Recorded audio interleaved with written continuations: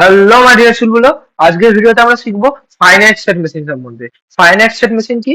Finite state machine হচ্ছে এক ধরনের ম্যাথমেটিক্যাল মডেল যেটা যেটা হচ্ছে আউটপুট ডিপেন্ড করে তিনটে জিনিসের উপর: প্রেজেন্ট স্টেট, ইনপুট এবং পাস্ট হিস্ট্রির উপর। কিসের কিসের উপর ডিপেন্ড করে?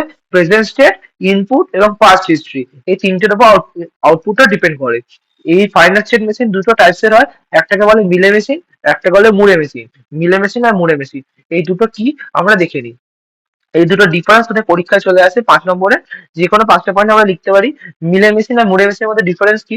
মিলে মেশিন হচ্ছে, মিলে মেশিন আর মুড়ে মেশিনের মধ্যে যেটা মেইন ডিফারেন্স, সেটা হচ্ছে যে মিলে মেশিনের ক্ষেত্রে আউটপুটটা ডিপেন্ড করে প্রেজেন্ট স্টেট এবং প্রেজেন্ট ইনপুটের উপর। Present state as well as present ইনপুটের উপর ডিপেন্ড করে মিলে মেশিনের আউটপুটটা। আর মুড়ে মেশিনের আউটপুটটা শুধুমাত্র প্রেজেন্ট স্টেটের উপরই ডিপেন্ড করে, ইনপুটের সাথে কোনো সম্পর্ক মুড়ে মেশিনের নেই। কিন্তু মিলে মেশিনের ক্ষেত্রে আউটপুটটা ইনপুটের উপরও ডিপেন্ড করে, শুধুমাত্র স্টেট নয়, ইনপুটের উপরও ডিপেন্ড করে। এটাই হচ্ছে মেন ডিফারেন্স মিলে মেশিন আর মুড়ে মেশিনের। এছাড়া কি বলতে পারি? মুড়ে মেশিনের ক্ষেত্রে মুড়ে machine also places it's output in state, এবং মিলে মেশিনের ক্ষেত্রে ট্রানজিশনে ওর আউটপুটটাকে এ প্লেস করে। মুড়ে মেশিনের ক্ষেত্রে মুড়ে স্টেটস আর রিকোয়ার্ড, মিলে মেশিনের ক্ষেত্রে less number of states are required. এখানে more number of states required, এখানে less number of states required. আশা করছি বুঝতে পেরেছি।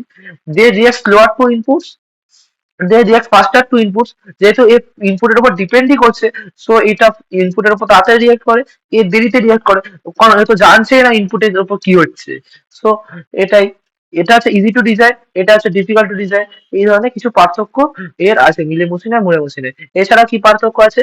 এটার ক্ষেত্রে সিনক্রোনাস আউটপুট জেনারেট হয় এবং এর ক্ষেত্রে অ্যাসিনক্রোনাস আউটপুট জেনারেট হয়। আশা করছি বুঝতে পেরেছি। এই ধরনের কিছু পার্থক্য তোদের 5 নম্বরের জন্য প্রিপেয়ার করে নিতে হবে। আমরা একটু স্ক্রল করলাম, তোরা স্ক্রিনশট নিয়ে নিতে পারিস কিংবা খাতায় লিখে নিতে পারিস। এই ধরনের প্রশ্ন তোদের পরীক্ষা দেয়। যদি তোদের কোনো সমস্যা থাকে তাহলে আমার কমেন্ট সেকশনে জিজ্ঞেস করতে পারিস। তো মিলতে আগলে class May. Bye bye. If I make you crazy, just take it easy.